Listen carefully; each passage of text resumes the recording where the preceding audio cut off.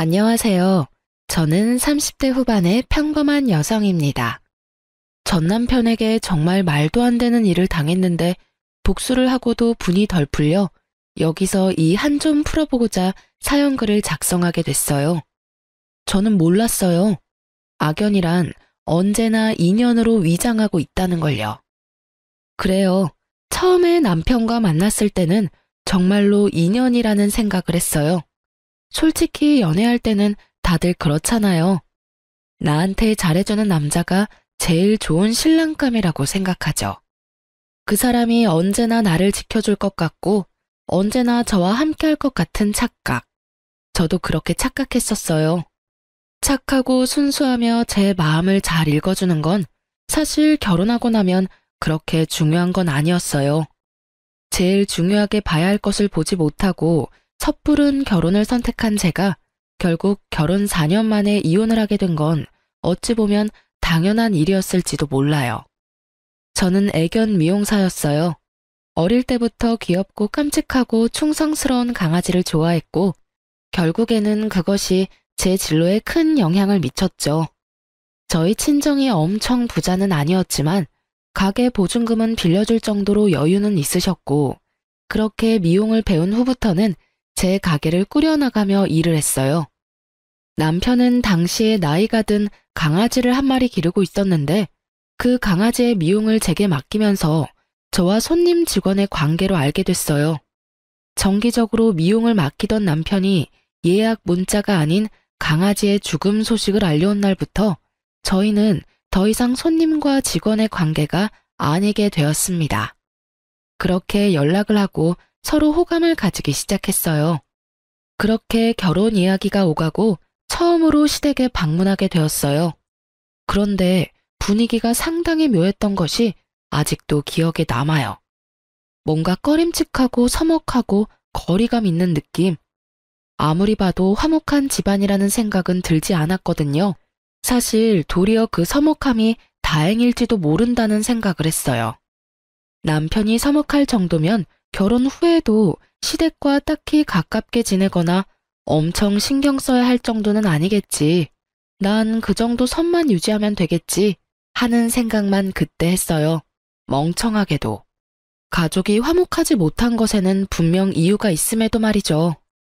어쨌든 함께 인사를 갔는데도 부모님은 떨떠름한 느낌이었습니다. 시부모는 시골에서 밭일을 하는 사람이었는데 가진 거라고는 시골집 한 채뿐인 분들이셨어요. 밭도 다른 사람에게 빌려서 농사 짓고 있었고요. 정말 후다닥 인사만 하고 올라와야 했을 정도로 시부모님은 저희와 대화조차도 제대로 나누려 하지 않으셨어요. 그 이유는 결혼식이 끝나갈 때쯤 알게 되었습니다. 저는 남편과 연애하는 1년 동안 남편이 외동아들이라고 생각했어요. 그런데 위로 형님이 하나 있었더군요. 더 웃긴 건 남편에게 형이 있다는 이야기를 결혼식에 온 남편 친척의 입으로 듣게 됐다는 거예요. 아유, 결혼 결정하기 힘들었을 텐데. 그래도 이 집 둘째 아들은 야무지니까 괜찮을 거야. 사람만 보고 결혼하면 나쁘지도 않지. 덕담이라고 전해줬다고 하기엔 너무도 꺼림칙한 말에 제가 모르는 첫째 아들 이야기까지. 첫째 아들에게는 하자가 있다는 식으로 들리는 말에 저는 뭔가 이상하다고 생각했지만 그때는 이미 결혼식이 한창이었으니 자세히 생각할 시간도 없었어요. 시아주버님이든 누구든 어차피 시댁과 남편이 저렇게 소원한데 우리한테 영향을 미칠까? 그런 아니란 생각만 했죠. 그런데 그 시숙은 말 그대로 인간 쓰레기였어요. 그것도 활용 불가능하고 처치곤란인 쓰레기. 나름대로 저에게는 행복한 결혼식이 끝나가고 마지막으로 예식장 식대 계산하는 시간이 됐죠. 저는 부모님과 계산을 했는데 시댁에서 갑자기 부산스럽게 난리가 났더라고요. 뭐? 돈 가방이 왜 없어져? 축의금 잘 챙긴 거 맞아? 사촌동생이 어깨에 꼭 메고 다녔는데 순식간에 열린 상태로 안에 내용물이 다 사라졌어요. CCTV 돌려보니까 형이... 아이고, 그것이 또 어디서 소식을 기어듣고 나왔구나. 그 역병 같은 놈이 또 나왔어. 이를 어쩌냐? 그 돈이 없으면 지금 당장은 식대 낼 돈도 없어. 남편과 시부의 대화에 저는 못 본 척 할 수가 없어서 남편에게 슬쩍 다가가 말했어요. 무슨 일 있어? 자기야, 저기, 미안한데, 우리 식대 좀 대신 내줄 수 없을까? 아버지가 본가에 모아놓은 돈이 조금 있으신데, 나중에 시댁 갔다 와서 돌려줄게. 친척 중에 한 명이 다 가져간 것 같아. 미안하다며 이마를 연신 매만지던 남편의 모습에서 민망함과 곤란함이 묻어나왔기에 저는 일단 이 상황을 수습하기로 했어요. 게다가 시부가 식대를 돌려준다고 했으니 괜찮을 거라는 생각도 했거든요. 저는 친정아버지에게 부탁해 남은 축의금을 남편의 식대로 썼어요. 친정아버지는 기분이 좋지 않아 보였죠. 단순히 축의금의 절반을 당장 빌려줘서가 아니라 이렇게 경사스러운 날 딸이 시집 가는데 벌써부터 사돈댁에서 잡음이 터져나오니 불안한 마음이 더 컸던 것 같았어요. 그렇게 결혼식이 끝나고 저희는 공항으로 갔습니다. 식 끝나고 몇 시간의 여유를 두긴 했지만 당일 신혼여행을 가기로 했거든요. 그런데 비행기 탑승을 기다리던 그때 남편에게 전화가 한 통 왔습니다. 여보세요? 네, 아버지. 네. 뭐라고요? 집에 도둑이 들었다고요? 저는 순간 뭔가 잘못되어 가는 걸 느꼈어요. 짜증과 곤란이 뒤섞인 표정으로 전화를 끄는 남편은 제 눈을 피하며 한숨만 내쉬고 있었습니다. 아버님 댁에 도둑 들었대? 그게 아버지가 집에 모아두신 쌈짓돈을 다 털렸나 봐. 그래서 장인어른한테 드려야 할 돈을 아무래도 좀 늦게 갚아야 될 것 같은데. 그 이야기에 저도 많이 놀랐어요. 축의금을 도둑 맞은 것도 그렇고 본가까지 털린 걸 보니 뭔가 문제가 있다 싶었죠. 혹시 그 당신 형이라는 사람 말이야. 그렇게 이야기를 꺼내는데 남편 폰으로 문자가 하나 도착했어요. 남편이 그 문자를 읽더니 완전 빡친 얼굴로 폰을 바닥에 내동댕이 쳐버리는 거예요. 저는 너무 놀라 남편이 던진 폰을 줍기 위해 고개를 숙였는데 그때 남편이 보게 된 문자를 저도 보고 순간 멈칫했습니다. 야, 축의금 쏠쏠하더라. 역시 돈 장사는 결혼식이 최고지. 앞으로 몇 번 더 해줬으면 좋겠네. 참, 그리고 아버지한테 돈 잘 쓰겠다고 말씀드려. 그리고 발신인에는 형이라고 적혀 있었어요. 이 형이라는 사람이 이 모든 재앙의 주인공이라는 것을 알고 저는 너무 놀라 남편에게 물었어요.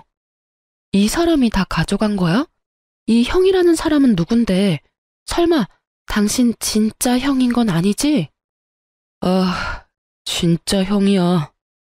형이라는 사람이 동생 결혼식에서 이런 짓 해도 돼? 너무하잖아. 집안의 돈이란 돈은 다 쓸어갔네. 당신, 근데 나한테 왜 형 있다는 이야기 숨겼어? 만나서 좋은 사람이면 이야기했겠지만 옛날에도 지금에도 여전히 집에 돈만 생기면 어떻게 냄새 맡고 와서 다 끌어가는 사람이거든. 어릴 때 살던 집도 몇 번이나 털렸고 아버지 통장에 있던 적금도 다 깨서 가져가고 논이며 밭이며 팔아먹은 것도 엄청나거든. 집에 경조사 있으면 와서 가져가는 것도 그렇고 이번에 우리 결혼 때도 형님한테 알리지 못하도록 힘썼는데 어떻게 알고 왔는지. 그래서 결국에는 우리 부모님도 저렇게 힘들게 살고 계시고 형 때문에 나랑 부모님 사이도 서먹해졌고 아버지는 대기업 다니는 나한테 불똥 튈까봐 본가에도 자주 못 오게 하실 정도였거든. 남편의 입에서 나오는 형에 대한 인상은 제 생각보다 더 충격적이었습니다. 아니, 그런 걸 숨기면 어떡해. 게다가 이 문자는 또 뭐야? 이제 막 결혼하는 사람한테 결혼을 몇 번 더 하라고? 이게 제정신이야? 동생 축의금 몰래 가져가서 가족들 곤란하게 만든 것도 그래. 도대체 뭐 하는 사람이야? 진짜 너무하잖아. 그리고 당신도 그런 이야기가 있으면 나한테 이야기를 해줬어야지. 우리가 결혼할 사이인데 그걸 숨기면 어떡해. 그만해. 나도 알고 있어. 더 이상 이 이야기 그만하자. 그만할 분위기가 아니잖아. 이 상태로 신혼여행에는 어떻게 가? 아버지한테도 좀 이따가 돈 붙여주기로 했는데 어떻게 해? 저도 퍽 곤란한 상황이었어요. 제가 받은 돈은 패백 때 친척들에게 받은 돈과 친구들이 제 계좌로 따로 넣어준 축의금 말고는 없었거든요. 제가 일하며 모아놓았던 돈은 결혼식 자금과 우리가 살 신혼집의 전세금을 절반을 부담하는 바람에 정말로 남아있는 돈은 거의 없는 상태였죠. 근데 당신도 당신이지만 시아버지 시어머니도 그래. 집에 그런 문제가 있으면 나한테 말이라도 해줬어야지. 이건 뭐 아무것도 모르고 다 뺏긴 꼴이잖아. 그만하라고 했지.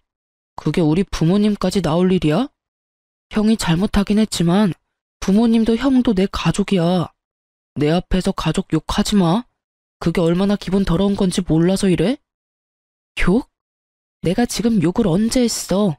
그럼 넌 이게 맞다고 생각해? 내가 당신 가족 구성원도 제대로 모르고 결혼한 게 진짜 결혼하는 게 맞는 거냐고. 며느리가 되는데 그 집에 형이 있는 걸 결혼식이 돼서야 알아? 그건 상식적인 일이야? 그리고 당신이 감싸는 그 형이 우리 집에 피해를 안 줬으면 모르겠는데 지금 벌써 우리 집에 피해를 끼치고 있잖아. 당신이 감싸야 할 사람이 축의금 다 가져간 형인 거야? 아님 돈 없을 때 도와준 우리 가족이랑 나야. 기분이 더러우면 어떡할까? 사과라도 해줘. 근데 그 사과 원하면 우리 집 돈부터 갚아. 우리 아버지한테 당신이 사과 먼저 하고 집안에 있는 도둑 간수도 제대로 못해서 급한 불 꺼준 나한테 이제는 뭐? 기분이 더럽다고? 도와준 나한테 지금 할 소리야? 왜 화를 내? 그냥 말로 해도 되잖아. 왜 이렇게 감정적으로 나와? 소리 지르지 말고 말로 하라고. 소리를 지르고 말고 할 게 아니라 너 하는 말이 소리를 지르게 만들잖아. 내가 한 말 중에 틀린 말은 하나도 없는데 왜 당신이 이렇게 당당해? 내 기분 더러워진 건 생각 안 하고 너 기분 더러운 것만 신경 쓰고 있으면서 내가 지금 웃으면서 해준다고 좋아서 도움 주고 있다고 착각하나 본데 나도 내 기분 더럽게 만들고 싶지 않아서 필사적으로 여태까지 너한테 티 안 내고 버틴 거라고. 그 와중에 너는 네 생각만 하고 네 가족 생각만 하지? 나도 내 가족 생각했으면 지금 당장 다 내팽개치고 나 혼자 여기 남았을 거야. 신혼여행은 무슨 신혼여행? 이 기분으로 여행을 뭐하러 가? 그것도 나 열받게 만든 인간이랑. 결국 열받아서 남편에게 한 소리 퍼부은 저는 온몸으로 기분 나쁜 티를 뿜어냈습니다. 참을 수 없었어요. 자기가 왜 나한테 기분이 더럽다고 말해요? 이 상황에서 진짜 기분이 더러워야 할 사람이 누군데.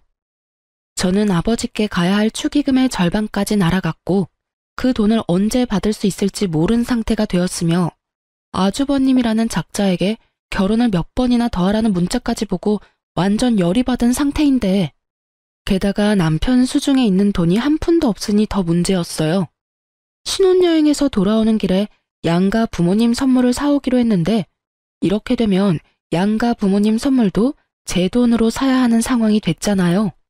단순히 돈이 들어서 화가 난 게 아니었어요. 이 행복한 신혼여행의 기분을 완전히 잡치게 돼서 짜증도 났는데 돈까지 내가 다 내서 무언가를 해야 한다는 상황이 더 열이 받은 거였죠. 노발대발하는 제 모습에 남편이 순간 흠칫하더군요. 결혼할 때까지는 저는 한 번도 화를 낸 적이 없었거든요. 아마 제가 화내는 모습을 처음 봤을 수도 있어요. 제가 화를 안 낸 이유는 단순했어요. 서로 다른 환경에서 자랐으니 저와 다른 면을 발견하더라도 상대방에게 그걸 고치라고 강요하지는 않았거든요. 근데 남편도 저한테 상식적인 선에서 대했고요.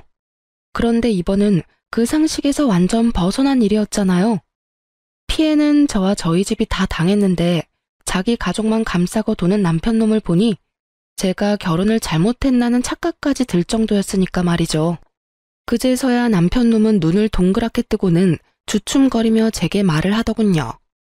자기야, 내가 정말 미안해. 내가 잠깐 정신이 나갔나 봐. 그래, 당신은 충분히 화낼 수 있지. 나도 형 때문에 화나고 짜증나서 그랬어.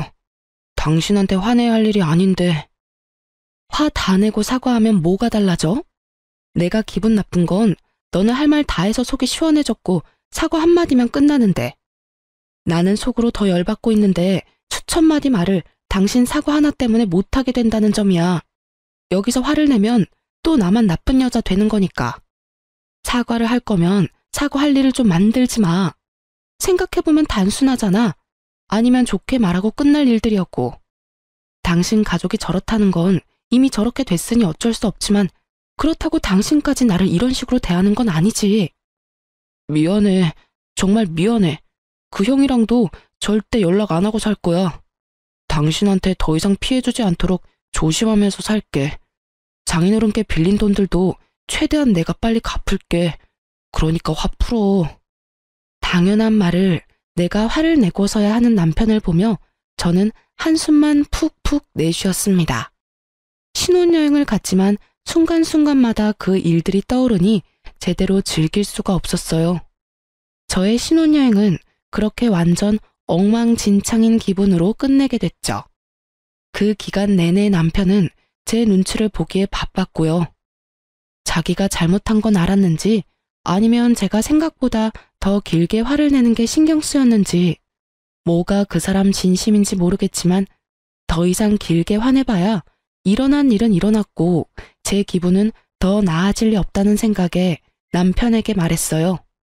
아주버님이랑 제대로 정리해. 절대로 그 사람이 당신이랑 우리 집에 피해주지 않도록 당신이 확실하게 하라고. 그리고 만약에 한 번만 더 이런 일로 나랑 우리 집에 문제 생기도록 만들면 그때는 이렇게 살지는 않을 거야. 이혼 이야기가 나오더라도 이상할 일 없는 거 알고는 있어? 결국 저의 으름장에 남편은 그 뒤로 제 눈치만 보더군요. 그렇게 그 일은 어떻게든 마무리가 됐습니다. 다만 앙금은 다 가라앉지 않았죠. 그래도 더 이상 시댁이나 아주버님에 대한 이야기가 저에게는 들려오지 않는 걸 보며 천만다행이라고 생각하며 살았어요. 그렇게 4년 동안 별 문제 없이 지나갔어요. 아버지에게 빌린 돈 1,500만 원도 남편 월급으로 2년 만에 다 갚을 수 있었어요. 그리고 4년째 결혼기념일에 남편은 저를 굉장히 충격에 빠뜨리는 일을 저질렀습니다. 그날은 남편과 둘이서 좋은 시간을 보낼 생각으로 가득한 하루였어요. 저희가 애가 없다 보니 이번 기회를 잘 이용하면 아이가 생길 것 같아서 굉장히 즐거운 마음으로 스테이크를 굽고 스파게티와 디저트를 손수 준비했어요. 그리고 도어락 비밀번호 누르는 소리가 들리고 저는 부엌에서 쏜살같이 뛰어나가 남편을 맞이하려 했어요. 그런데 제 눈에 들어온 것은 시부모님 두 분과 뒤에선 남편이 들고 온 커다란 캐리어였어요. 제 얼굴에서 웃음이 사라진 것은 당연한 순서였죠. 아버님, 어머님, 여기는 갑자기 무슨 일로... 제 말에 시부모님은 민망한 표정으로 남편을 쳐다봤습니다. 여보, 이게 다 무슨 일이야? 어머님, 아버님이 어째서 이 시간에 갑자기 우리 집에 오신 거야? 여보, 미안한데 당분간만 부모님 우리 집에서 지내면 안 될까? 왜? 무슨 일인데? 집에 물난리라도 났어? 한창 장마철이라 여기저기 물에 잠겼다는 말을 많이 들어서 시부모님 집도 물난리가 난 줄 알았어요. 그런데 남편이 고개를 흔들더군요. 아, 형이 아버지 집 계약서랑 인감도장 들고 가서 집을 팔아버렸어. 뭐? 갑자기 아주버님 이야기가 또 왜 튀어나와? 여태껏 가만히 있다가 왜 지금에서야?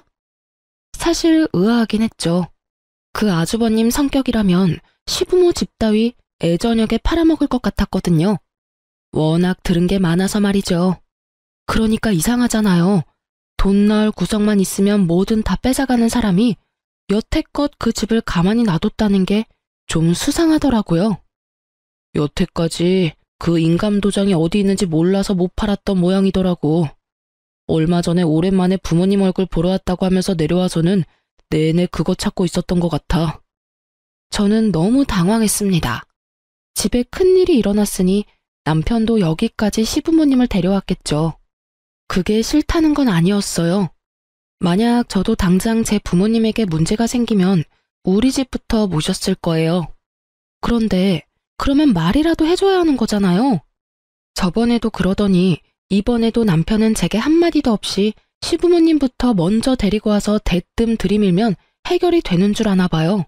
여보, 내가 항상 말했잖아. 미리 말을 좀 하라고. 이런 일 생겨서 모시고 올 것 같으면 나한테도 미리 상의라도 한마디 했어야 하는 거 아니야? 미안해. 당신이 거절할까봐 여기까지 부랴부랴 모신 것도 있어. 그치만 이 장마철에 어디서 지내게 해. 부모님 모셨다고 뭐라 하는 게 아니야.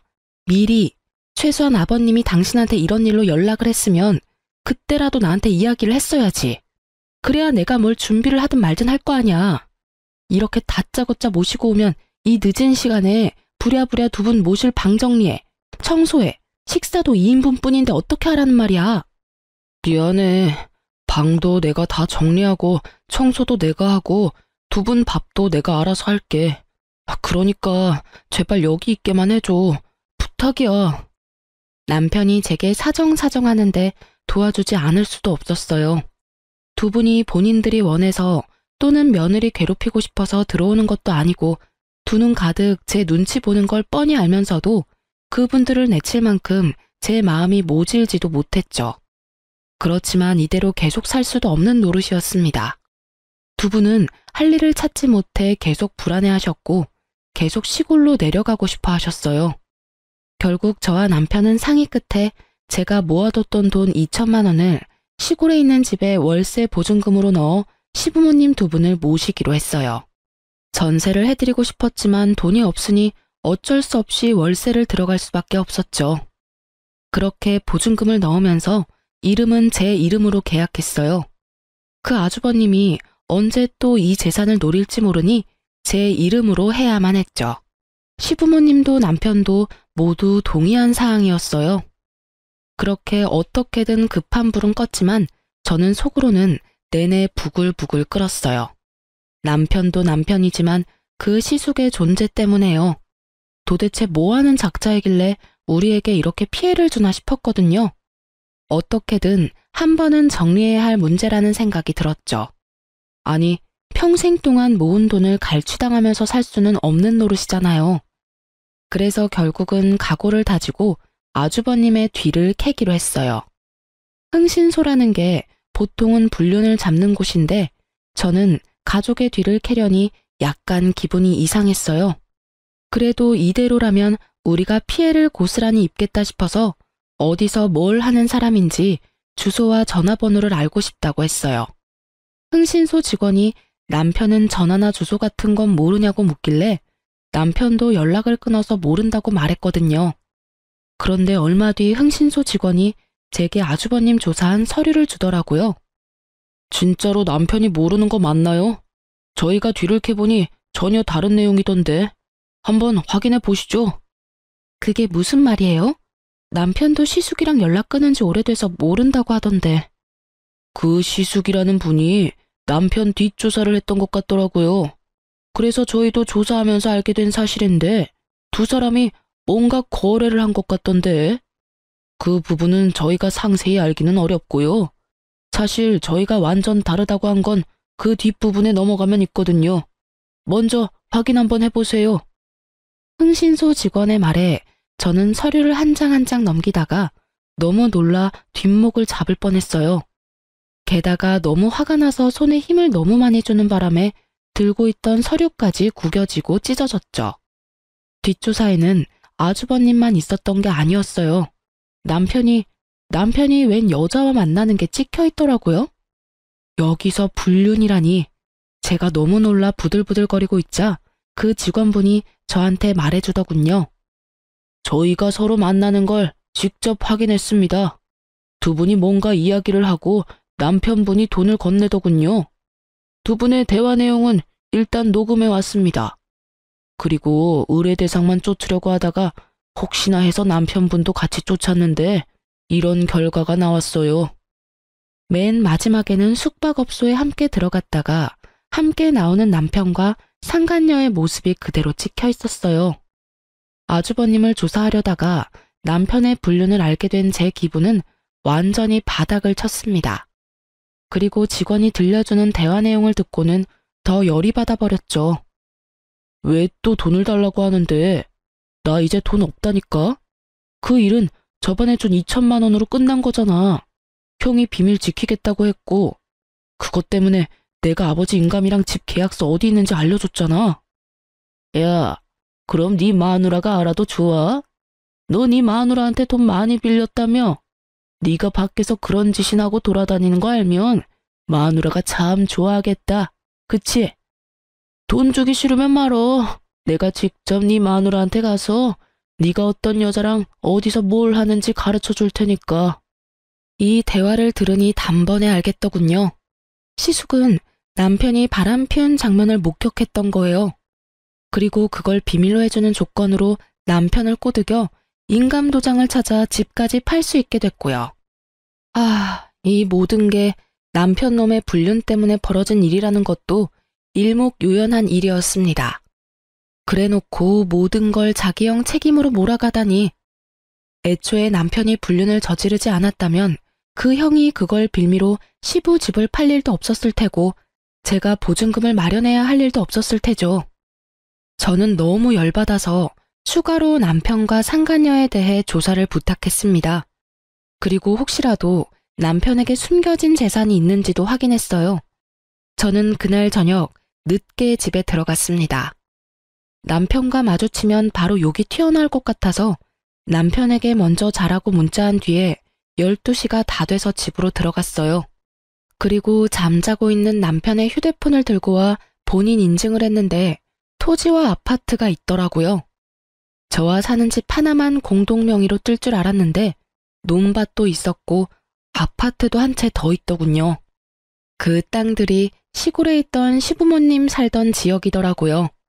아무리 봐도 시부모님이 남편에게 시숙 몰래 넘겨주신 재산 같았어요. 그걸 보는데도 완전 어이가 없었어요. 돈이 있는데도 저한테 모든 걸 다 떠맡기고 돈을 내도록 만들었잖아요. 불륜만 해도 여기를 다 엎어버려도 모자랄 정도인데 재산까지 숨기고 제 돈과 친정 돈을 펑펑 쓰도록 만들었다니 저는 정말로 이 남자를 죽이고 싶은 마음이 머리 끝까지 들었습니다. 이건 절대로 이혼감이라는 생각이 들었죠. 그런데 참았어요. 왜냐고요? 불륜은 증거 싸움이고 어찌됐든 증거가 불충분하거나 불법적인 경로로 얻은 거면 저에게 오히려 더 불리하게 작용한다고 들었거든요. 인터넷에 떠도는 이용 글들에서 얻은 정보였어요. 그리고 저는 제가 불행해지는 건 싫어요. 나쁜 연놈들이 불행해지는 걸 보고 싶은 거지. 게다가 흥신소에서 수집한 증거들은 모조리 불법 증거가 될 수도 있어서 일단 제 손으로 띄어야 했죠. 다행히 여름 휴가철이라 여름 휴가 명목으로 가게 문을 일주일간 닫았어요. 그리고 그 일주일간 남편 뒤를 캤답니다. 아주 고구마 줄기처럼 줄줄이 엮여 올라오더군요. 숙박업소에 함께 들어가는 사진과 함께 나오는 사진, 그리고 두 사람이 팔짱 끼고 애정 표현하는 사진까지 모조리 제가 직접 쫓아다니며 살심을 숨기고 찍은 사진들이었습니다. 그리고 남편 자는 동안 남편 지문으로 폰 열어서 그 여자랑 나눈 증거 대화들 모두 사진 찍어놨어요. 그리고 마지막 증거는 저 혼자가 아닌 시부모님과 함께 하게 됐습니다. 바로 남편이 그 상간녀와 숙박업소에 들어갈 때 시부모님을 불렀어요. 저는 시부모님에게는 남편이 할 이야기가 있다는 말로 이쪽으로 오시도록 만들었습니다. 몇 호에 들어갔는지 확인한 저는 그 방문 앞에서 동영상을 찍기 시작했습니다. 문 앞에 바짝 대고 있어서 그런지 녹음이 그래도 됐더군요. 두 분 부모님이 왜 이런 곳으로 불렀냐며 눈살을 찌푸리는데 저는 잠시만 계셔달라고 했어요. 남편이 여기서 곧 나올 거라고요. 부모님은 전혀 의심도 안 하시더군요. 그리고 문이 열리자 남편이 제 얼굴을 보며 깜짝 놀랐어요. 어머니, 아버지, 그리고 당신 여기서 뭐 하는 거야? 뭐 하긴, 남편 같지도 않은 놈 불륜 증거 잡고 있지. 내가 이 방 앞에서 장장 2시간을 기다렸다, 이 새끼야. 네가 감히 날 놔두고 바람을 펴? 네가 어떻게 그럴 수 있어? 어? 남편에게 소리 지르자 남편 뒤를 따르던 여자가 놀라서는 다시 방으로 들어가서 문을 걸어 잠그더군요. 저는 그 방 안에 소리쳤어요. 나올 때까지 나도 안 가. 지금 당장 모면하려고 해도 어차피 나올 구멍은 여기뿐이거든. 앞에서 기다릴 테니까 얼굴이나 한번 보자. 그때 남편이 제 손을 확 잡더군요. 그만해. 여기서 뭐 하는 거야? 할 말 있으면 나한테 해. 더러우니까 손 떼. 너한테 할 말이 없을 리가 있겠냐? 더러운 놈. 어디서 나한테 이래라 말아야. 하긴 상간녀보다 네가 더 더러운 놈이지. 우리 부모님은 왜 모셔왔어? 너 부모님들한테 할 이야기 없어? 난 네가 할 이야기 많을 것 같아서 모시고 왔는데 집 때문에. 무슨 소리 하는 건데? 저는 시침이 떼는 남편과 아무것도 모르는 시부모에게 흥신소에서 받아온 녹음본을 들려줬어요. 그걸 듣는 동안 남편놈 얼굴은 새파래지고 시부모 얼굴은 벌겋게 달아올랐습니다. 이 인간 말종 같은 놈아, 네가 그걸 네 형한테 알려준겨? 아이고, 세상에 믿을 놈 하나 없다더니 어떻게 네가 그런 짓을 해?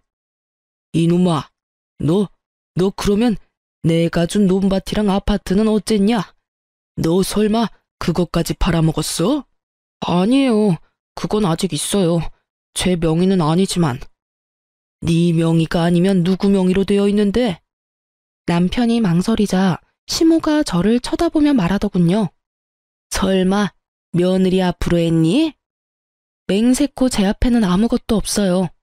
지금 사는 아파트도 공동명의고 두 분 보증금도 겨우 모은 제 전 재산이거든요. 그럼 설마 너 저 여자 앞으로 다 돌려놨어? 그 말에 남편놈이 말을 하지 않고 고개만 돌리자 시부모가 그 자리에서 털썩 주저앉았어요. 너 미쳤어? 부부 사이도 아닌 생판 모르는 여자한테 지금 전 재산을 맡긴 거요? 난리가 났습니다. 이런 난장판이 따로 없었어요. 저는 저대로 열이 폭발했고요. 이 미친놈이 돈을 그만큼 가지고 있었으면서 여태까지 나한테 빨대를 꽂았어? 네가 사람 새끼야? 지금 당장 우리 아빠한테서 가져간 돈 내놔. 아버지, 나 이 여자랑 이혼하고 명의 변경한 여자랑 결혼하면 그 재산 다시 가져올 수 있어. 그러니까 저 여자랑 이혼만 하면. 시부모의 얼굴에 희미한 희망이 돌아오더군요. 그렇지만 제게는 절망이었어요. 그리고 저 정신 나간 헛소리를 듣고 있는 것도 더는 참을 수 없었어요. 그래서 소리를 꽥 질러버렸죠. 야, 이 정신 나간 놈아. 누가 너랑 이혼 안 하겠대? 아랫돌이 아무한테나 휘두르고 다니는 너 같은 걸레하고 1초도 같이 있기 싫은 게 나야. 이혼을 이야기해도 내가 이야기해야지. 더러운 새끼. 네가 뭔데 나한테 이혼하자고 난리야? 그래 해. 이혼. 근데 네가 가져간 돈은 다 내놓고 꺼져야지. 우리 아버지한테 빌려간 돈, 내가 내준 보증금, 위자료까지 싹 다 내놔. 돈 없어. 당신한테 주고 싶어도 이미 내 재산 다 넘어갔다고. 가져가고 싶으면 당신 맘대로 해. 난 없어. 실실 웃으며 돈 없다는 남편놈 보니 뒷목 잡고 넘어갈 것 같았어요. 저는 남편놈에게 소리쳤죠. 그래? 그럼 법적으로 해. 당신한테 소송 걸 테니까 아주 잘해봐. 저는 남편을 째려보며 이곳에 오기 전 상담차 들렀던 이혼 전문 변호사 사무실로 전화했습니다. 네, 이혼하려고 하는데 이 인간이 자기 재산을 상간녀 앞으로 다 돌렸다네요. 지금 있는 재산은 저랑 공동 명의로 가지고 있던 아파트인데 그거 처분 못하도록 할 수 있나요? 네, 그럼 그렇게 해주세요. 뭐 한 거야, 당신? 신혼집 공동 명의, 명의자 바꿀까봐 못하도록 법원에 신청했어. 이거라도 있어야 너한테 뜯긴 내 돈이랑 위자료라도 건지겠지. 짐 다 싸서 내놨으니까 알아서 찾아가. 그리고 난 절대로 너희 둘 용서 안 해. 그렇게 말하고 돌아서던 저는 방 안에서 모든 걸 듣고 있을 상간녀에게 말했습니다. 상간녀야, 너 직업 좋더라? 내가 곧 그 직업 잘리도록 만들어줄게. 저는 그렇게 말하고 집으로 돌아왔어요. 큰 소리는 쳤는데 진짜 딱 죽고 싶었어요. 너무 비참하고 열받아서요. 왜 나한테 이런 일이 일어나나 싶고 세상 불행은 왜 저에게만 오나 싶었거든요. 그렇게 저는 남편과 상간녀에게 소송을 진행했어요. 아이러니하게도 상간녀 직업은 공무원이었거든요. 뒷조사 해주시던 분들이 여기 오기 직전에 알려줘서 상간녀에게 그렇게 큰 소리 쳤던 거고요. 공무원은 품위 유지를 위반하면 징계를 받잖아요. 그래서 불륜징계 처분을 받을 수 있도록 변호사와 이야기했어요. 그걸 이용해서 완전히 발 디디고 설 곳 없도록 만들기로 했어요. 남의 것을 빼앗을 때는 본인도 뺏길 수 있다고 생각하는 게 당연한 거 아닌가요? 그렇게 저는 남편과 이혼에 성공했어요. 공동명의였던 집도 온전히 제 명의로 바뀌었어요. 남편에게서 받을 재산이 그것뿐이라 위자료와 시부 보증금으로 받아야 할 돈들을 그걸로 가져온 거였어요. 그리고 시골에 얻어준 시댁 보증금은 빼버리려 했더니 계약 기간이 안 돼서 세입자를 새로 구해줘야 빼준다고 하더라고요. 그렇게 저희 신혼집은 제 명의가 됐어요. 그리고 상간녀 위자료 소송으로 받은 돈은 아버지께 드렸어요. 아버지는 남편놈 행동에 열이 뻗치셔서는 욕을 어찌나 하시는지 그거 달래느라 힘들었어요. 너 이대로 있을 거야? 그 망할 놈 좋은 일만 시키고 말이지. 결혼식 식대 내달라고 왔을 때부터 나는 꺼림칙했어. 천벌을 받을 놈 같으니라고. 감히 내 딸한테 이딴 짓을 저질러? 아빠, 걱정 마세요. 저도 절대로 이렇게는 못 끝내죠. 근데 쓰레기를 내 손으로 버리면 내 손이 더러워지잖아요. 이럴 때는 쓰레기로 쓰레기 처리하도록 만드는 법이 제일 좋아요. 제가 좋은 쓰레기를 하나 알거든요. 저는 아버지에게 그렇게 이야기하고 전 남편의 형에게 전화를 걸었습니다. 네, 안녕하세요. 저 당신 동생 와이프예요. 얼마 전에 이혼했거든요. 나한테 돈 달라고 전화한 거면 번지수 잘못 짚었어요. 나 돈 없거든. 그리고 동생이랑 남남이면 나랑도 남남인데 뭔 일로 전화를 했어요? 별일 아닌 거면 끊습니다. 급하시네요. 좋은 거 알려드리려고 전화했는데. 당신 남동생한테 재산이 얼마나 있는지 모르죠? 걔는 벌써 내가 다 털어서 얼마 전에 연락했는데 개털이던데. 그럴 리가 있겠어요? 제가 문자로 땅 아파트 한 채 주소 어딘지 보내드릴게요. 그거 당신 동생이 가지고 있던 재산이었거든요. 당신 부모님이 당신한테서 지키려고 동생 명의로 바꿔놓은 거예요. 그리고는 당신한테 들킬까봐 시댁에도 자주 못 오게 하고. 알고 계셨어요? 뭐? 그런 게 있었다고? 이야, 요거 간땡이가 부었네. 아, 근데 그거 명의 얼마 전에 바뀌었어요. 당신 동생이 만나던 여자 이름으로요. 뭐? 그쪽으로 바뀌면 어떻게 하기 힘든데? 괜찮아요. 두 사람 곧 재혼할 것 같은데 형님이 제주껏 재능 발휘하시면 될 것 같네요. 제가 굳이 손대고 싶은 마음은 없거든요. 아, 부부가 되면 가져오기 쉽지. 가서 한 판 휩쓸어주면 냅다 던져주거든. 근데 이렇게 알려주는 이유가 뭐요? 뭐긴요. 저를 이렇게 괴롭혔으니까 그 사람들도 괴로워봐야 하지 않겠어요? 그 녀석도 무서운 사람 건드렸네. 대신 부탁 하나 있어요. 재산 다 뺏고 나면 전화해서 그 사람들 어땠는지 이야기 좀 해주세요.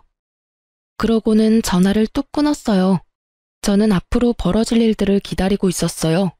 쓰레기 형님이 쓰레기 동생을 어떻게 처리하나 하고요. 그리고 며칠 뒤에 전화가 왔더군요. 이야기를 들어보니 아주 웃겼어요. 전 남편놈은 자기들의 보금자리까지 찾아온 형에게 놀라 한바탕 뒤집어졌다고 해요. 그 와중에 형이 재산 내놓으라고 행패 부리며 안 내놓으면 여기저기 불륜 소식 다 알려버리겠다고, 그리고 이 아파트에 사는 사람이 모두 알도록 만들겠다고 협박했는데도 안 내놓더래요. 그래서 그 형님이 어쨌다는 줄 아세요? 상간녀 부모한테 가서 무슨 자식을 그따위로 키웠냐고 불륜이나 해서 남의 가정 깨고 남의 재산 다 가져간 파렴치한으로 만들어버리는 바람에 결국 상간녀 부모 쓰러져서 몸져 누웠다고 하더군요. 그리고 그 이야기 듣고 뛰쳐온 상간녀가 결국에는 전 남편에게 받았던 재산 싹 다 돌려줬다고 했답니다. 하긴 그렇게 애지중지 키운 딸년이 유부남이랑 붙어먹으며 불륜이나 저질렀다는 걸 알면 얼마나 충격받았겠어요. 이렇게 화려하게 제 복수를 대신해주니 분노와 화로 가득했던 가슴속을 시원하게 덜어낼 수 있었어요. 그런데 그러고 며칠쯤 지났을까요? 상간녀에게 연락이 왔더라고요. 사실 저는 전 남편과 만나기 싫어서 제 명의가 된 집도 팔려고 내놨고 애견 미용실도 다른 곳으로 이전하려고 생각 중이었거든요. 그놈 얼굴 보기 싫어서 그랬는데 뜬금없이 상간녀가 연락 오니 좀 의아했죠. 안 만나고 싶었지만 마지막이라는 생각으로 한번 만나주기로 하고 나갔어요. 약속을 하고 만난 곳에는 상간녀와 전 남편이 같이 있었어요. 두 사람이 왜 날 불렀나 싶었지만 제가 쫄릴 게 뭐가 있겠어요? 잘못한 건 두 사람인데. 그래서 당당하게 그 앞에 앉아서 물었죠. 왜 보자고 하셨어요? 꼭 이렇게까지 했어야 해요? 상간녀 표정이 그 전과는 다르게 아주 시달려서 눈밑이 시커멓게 기미가 꽉 꼈더군요. 마치 상간녀의 앞날처럼 말이죠. 저는 싱긋 웃으며 정말 아무것도 모른다는 것처럼 물었죠. 뭘요? 아주버님요. 아, 그분요? 그분이 왜요? 저희 주소랑 이 사람 재산 있는 거 알려준 게 당신이라면서요. 그 사람이 저희한테 다 말해줬어요. 혹시 우리 부모님 찾아가라고 한 것도 당신이 한 짓이에요? 어이가 없네. 이젠 뭐든 다 내 탓이야? 네가 뭔데 나한테 그딴 소리 하는데. 그래서 나한테 책임이라도 씌우고 싶어서 그래? 내가 알려줄까?